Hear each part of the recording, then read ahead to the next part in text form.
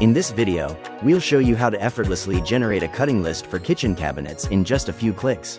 Go to www.mayroodtimber.co.ke, click Online Cutting List, and create your account to get started. Click on Create Project. Enter the name for your cut list.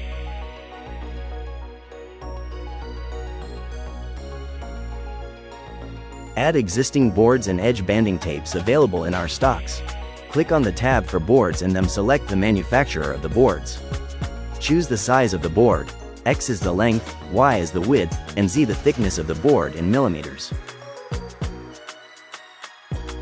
You can also search for boards by the color of the laminates, such as white.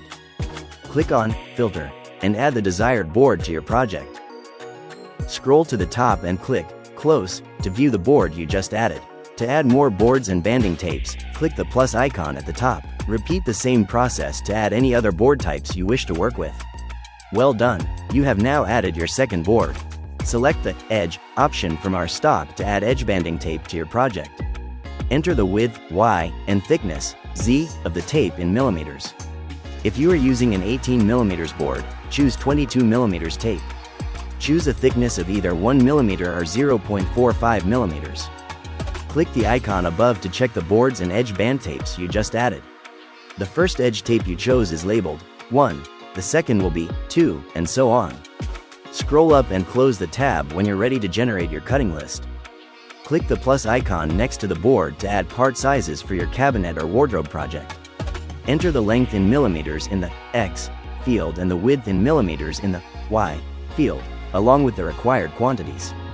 To show the grain direction of the laminates, double-click the checkmark icon. Add edge banding tape to the sides of the parts you want to seal. Our first edge banding for this project was white, 22mm by 1mm, labeled as 1. Add as many part sizes as you wish, and click the Optimize icon at the top to generate your layout. Add to cart, get an instant quote via email.